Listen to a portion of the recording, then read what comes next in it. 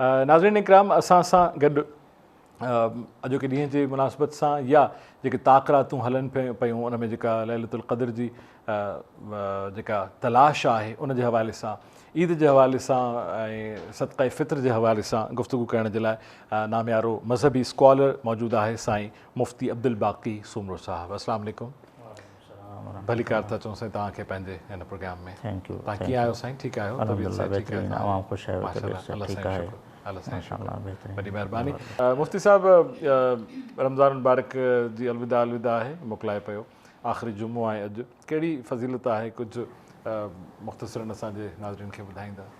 बिस्मिल्लाहिर रहमानिर रहीम, अल्हम्दुलिल्लाहि व कफ़ा व सलामुन अला इबादिहि लज़ीना इस्तफ़ा, अम्मा बाद। रमज़ानुल मुबारक सॼो महीनो भलारो आहे ऐं उनजो आख़िरी ॾहो इंतिहाई अज़मत वारो आहे, छाकाणि त उन में लैलतुल क़द्र हूंदी आहे। पर इन में जेका जुमे जी राति अचे थी, ख़ासि तौर ते आख़िरी जुमे जी राति या का बि जुमे जी राति जेका 21 वारे रातुनि में अचे, जीअं ताक़ रातुनि में, जीअं गुज़िरियल राति हुई, 25 जी राति हुई, त उन जी फ़ज़ीलत अञा वधी वञे थी ऐं चांसिस वधी वञनि था त मतां इहा लैलतुल क़द्र हुजे।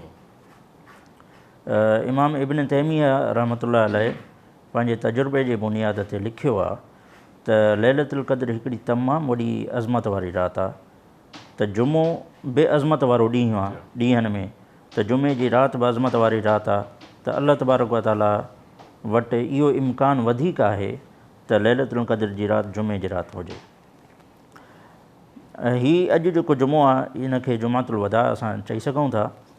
जुमातुल वदा हक़ीक़त में इन में कुझु अहिड़ियूं ख़ुराफ़ात, अहिड़ियूं ॻाल्हियूं मशहूरु आहिनि जिन जो हक़ीक़त सां को ताल्लुक़ न बि आहे, पर पोइ बि हीउ अॼोको ॾिहाड़ो फ़ज़ीलत वारो आहे। ऐं हिन में असांखे कोशिशि कजे त जेके असां कमियूं कोताहियूं पोयनि रोज़नि में छॾियूं हुन, असां उन्हनि खे पूरो कयूं ऐं उनखे अदा करण जी कोशिशि कयूं। जुमातुल वदा जे हवाले सां हिकिड़ी ग़लतफ़हमी मशहूरु आहे, जंहिंखे असां 4 रकातुनि वारी क़ज़ाए उमरी चवंदा आहियूं, निमाज़। अवामुन्नास में इहा ॻाल्हि मशहूरु आहे त 4 रकातूं जेकॾहिं जुमातुल वदा में को माण्हू नफ़िल पढ़े थो, इन ॾींहं नियत सां सॼी उमिरि जूं जेके निमाज़ूं क़ज़ा आहिनि उहे अदा थी वेंदियूं, त इन जो हक़ीक़त सां को बि ताल्लुक़ कोन्हे को, इन जो को सबूत किथां नथो मिले। जेका निमाज़ूं क़ज़ा थी वियूं उहे हिकु हिकु करे अदा करणियूं आहिनि ऐं इन जो को माना वजूद न आहे। अलबत्ता जुमे जे ॾींहं जी फ़ज़ीलत में जेके क़बूलियत जूं घड़ियूं आहिनि उहे तमामु अहम आहिनि।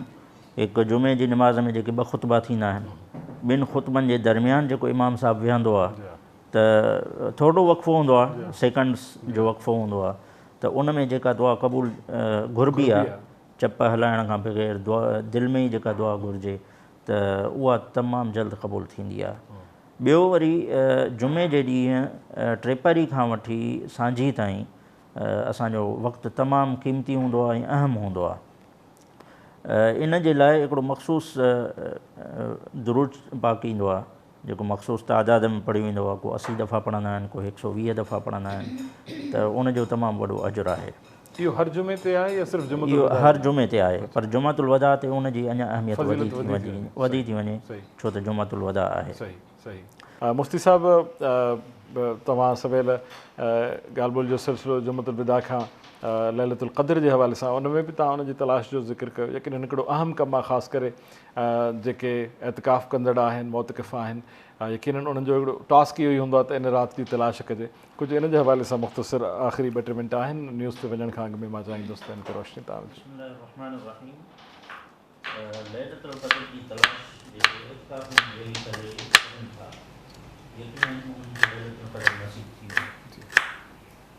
छो त लैलतुल क़द्र जी जॾहिं ॻाल्हि ॿोल हले पई, सहाबा पहिरियां डिस्कशन शुरू कई, पोइ हुज़ूर अकरम सल्लल्लाहु अलैहि वसल्लम जन अल्लाह तबारक व तआला खां मुतालबो कयो, वरी अल्लाह तबारक व तआला तोहफ़ो अता कयो, वरी उनजी सूरतुल क़द्र नाज़िल थी। पोइ ॻाल्हि हली तलाश जी, त इनखे तलाश कीअं कजे, त पोइ अल्लाह तबारक व तआला हुज़ूर अकरम सल्लल्लाहु अलैहि वसल्लम जन खे वही जे ज़रिए पैगाम नाज़िल फ़रमायो त तूं रमज़ान जो पहिरियों ॾहों तूं एतिकाफ़ में वेह। पहिरियों ॾहो एतिकाफ़ में वेठा, लैलतुल क़द्र जी तलाश में न मिली। पोइ फरमाया अञा ॿियो ॾहो बि वियो, ॿियो ॾहो एतिकाफ़ में वेठा न मिली। पोइ चऊं हाणे टियों ॾहो बि वेहो, टे ॾहें में यकीनन आहे पर 21 जे रातुनि में आहे। पोइ इन जे करे हुज़ूर अकरम सल्लल्लाहु अलैहि वसल्लम जन लैलतुल क़द्र जी तलाश में पहिरियों एतिकाफ़ सॼो महीनो कयो, ऐं पोइ वरी उम्मत जी सहूलियत ऐं आसानी जे लाइ उन्हनि जे लाइ आख़िरी ॾहो चयूं त हाणे तव्हां एतिकाफ़ कयो ऐं उन में जेको एतिकाफ़ कंदो उहो यकीनन लैलतुल क़द्र खे हासिलु कंदो। उन जा कुझु रीज़न्स आहिनि त जेको माण्हू सांझीअ जी निमाज़, सोमाणीअ जी निमाज़ जमात सां पढ़े थो, उहो लैलतुल क़द्र उनखे हासिलु थी वञे। ऐं जेको माण्हू सोमाणी निमाज़ ऐं फजर जी निमाज़ जमात सां पढ़े थो त उनखे बि सॼी राति इबादत जो सवाबु मिली थो वञे। लैलतुल क़द्र जे लाइ हज़रत अम्मी आयशा सिद्दीक़ा रज़ियल्लाहु ताला अन्हा हुज़ूर अकरम सल्लल्लाहु अलैहि वसल्लम जन खां सुवाल कयो, या रसूल अल्लाह, जेकॾहिं लैलतुल क़द्र असांखे मिली वञे त असां छा कयूं? पोइ कहिड़ो अमल कयूं जेको अल्लाह तबारक व तआला खे वधीक पसंदि हुजे?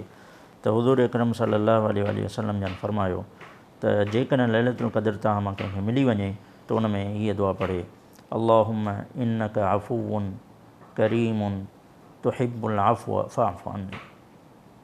इहे इन दुआ जो तमामु घणो एतमामु करे त अल्लाह तबारक व तआला तूं बख़्शींदड़ आहीं, सख़ी आहीं ऐं तूं माफ़ीअ खे पसंदि करीं थो, इन जे करे तूं असांखे बख़्शे छॾ, तूं असांखे माफ़ु करे छॾ, दरगुज़र करे छॾ।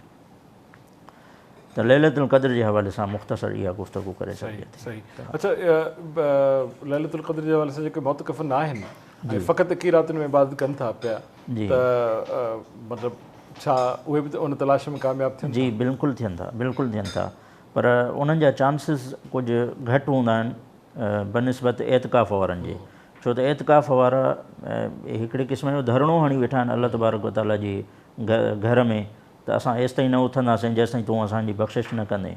ऐं ॿाहिरियों जेको माण्हू आहे उनखे हज़ारे कम आहिनि, केॾी महिल ओजागा करे इबादत करे सघे थो, केॾी महिल नथो करे सघे, पर ॿाहिरियों जेको माण्हू आहे जेको एतिकाफ़ में नाहे वेठल, उन जे लाइ हिकिड़ी राय या मशवरो इहो आहे त उहो पंहिंजो नफ़िली इबादतूं, सुन्नतूं आहिनि या नवाफ़िल आहिनि या तस्बीहात आहिनि, उहे घर में अदा करे त वधीक बहितर आहे बनिस्बत मस्जिद जे। छो त मस्जिद में 21 जे रातियुनि में वधीक रश थींदी आहे ऐं उहो तवजो ऐं उहा मारिफ़त अल्लाह तबारक व तआला जी हासिलु न थींदी आहे जेका तन्हाईअ में हासिलु थींदी आहे। इन जे करे जेके ॿाहिरि वेठल आहिनि, जेके एतिकाफ़ में न आहिनि, उहे बि लैलतुल क़द्र खे हासिलु करे सघनि था सिर्फ़ु 21 जे रातियुनि में इबादत करे। अच्छा, आख़िरी 3 रातियूं में के वेहनि था एतिकाफ़ में, उहो केतिरो मक़बूल आहे?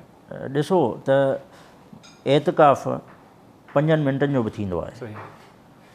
जॾहिं तव्हां मस्जिद में दाख़िलु थींदा आहियो त ओॾीमहिल चवंदा आहियो नवैतु सुन्नतल एतिकाफ़, मां क़ज़ैतु बिहादल मस्जिद, त जेसि ताईं आउं हिन मस्जिद में आहियां तेसि ताईं मुंहिंजे एतिकाफ़ जी नियत आहे। पोइ तव्हां जेको बि कमु कयो, मिसाल तौर ते जेकॾहिं तव्हां थकिजी पिया हो, आरामु करणु चाहियो था, तॾहिं बि तव्हांखे को गुनाह न मिलंदो। ऐं जेके माण्हू 3 ॾींहं एतिकाफ़ में वेहनि था आख़िरी, उन्हनि खे अजुर पंहिंजे इबादत जो त मिलंदो, पर जेको सुन्नत एतिकाफ़ आहे उनजो अजुर न मिलंदो। आख़िरी चंद मिंट आहिनि ऐं मां चाहींदुसि त मुफ़्ती अब्दुल बाक़ी सुमरे साहिब जन खां लैलतुल क़द्र जे हवाले सां कुझु पुछिजे। साईं, 2 रातियूं अञा बि 21 रातियूं बाक़ी आहिनि, 27 रमज़ान मुबारक जी राति जंहिंमें अक्सर मस्जिदुनि में ख़तमुल क़ुरान थींदो आहे, 29 जी राति। कहिड़ियूं इबादतूं आहिनि जेके करणु घुरिजनि हिकिड़े मुतक़िफ़ खे या हिकिड़े आबिद खे, हिकिड़े ज़ाहिद खे इन रातियुनि जे दौरान? बिस्मिल्लाहिर्रहमानिर्रहीम। लैलतुल क़द्र जे बारे में मूं अव्हांखे पहिरियां ॿुधाए चुकुसि त हिकिड़ी वॾी अज़मत वारी राति आहे। सो इन राति जी अहमियत जे पेश नज़र उन मां लाभ पिराइजे, उनखे ज़ायो न कजे। अॼुकल्ह जा नौजवान उनखे ज़ायो कंदा आहिनि पंहिंजूं निजी मजलिसूं हणी करे, चांहि ते संगतूं हणी करे, त उन्हनि खे इहो वक़्तु ज़ायो न करणु घुरिजे। करण जा जेके कम आहिनि उहे मुख़्तसर आहिनि, उहे घणा डिघा न आहिनि। हिकु सांझीअ जी निमाज़ जे बाजमात पढ़णी आहे, सोमणी जी निमाज़ बाजमात पढ़णी आहे, जेको इहो हज़रत अनस इब्न मालिक रज़ियल्लाहु ताला अन्हु हिकिड़ी रिवायत कई आहे हुज़ूर अकरम सल्लल्लाहु अलैहि वसल्लम जन खां, त जेको माण्हू 21 जे कंहिं बि सभिनी रातियुनि में लैलतुल क़द्र जी तलाश में सांझीअ जी निमाज़ ऐं सोमणीअ जी निमाज़ बाजमात पढ़े थो त उनखे लैलतुल क़द्र जो वंडु मिली थो वञे। अच्छा। ऐं हर नेकीअ जो ज़रो ज़रो इन राति में कजे त पोइ इहो असांजो जेको उजूर आहे उहो 83 साल 4 महीननि ताईं असांजो सवाबु लिखियो वेंदो। अच्छा। 1000 महीननि खां वधीक जो मतिलबु इहो ई आहे 83 साल ऐं 4 महीना। पहिरियों जेको कमु आहे उहो कमु आहे त सांझी ऐं सोमणी बाजमात पढ़िजे, सदको ॾिजे, थोरो घणो सदको ॾेई छॾिजे त 83 सालनि ताईं अञा वधीक ताईं इहो सदको कंटिन्यू थींदो। ॿियो जेको कमु आहे त नवाफ़िल अदा कजनि, पर नवाफ़िल में हिकिड़ी फ़िक़ही ट्रिक आहे जंहिंजे करे असां वधीक अजुर कमाए सघूं था उन्हनि नवाफ़िलनि में। त 2 रकातूं पढ़ूं या 4 रकातूं पढ़ूं, उन में हिकिड़े नफ़िल में मुतादिद नियतूं करे सघजनि थियूं। अच्छा। दारोमदार नियत ते आहे। असां नियत कयूं त इहा ई असांजी सलातुल हाजा आहे, इहा ई असांजी सलातुत तौबह आहे, जी इहो ई असांजो सलातुत तहजुद आहे।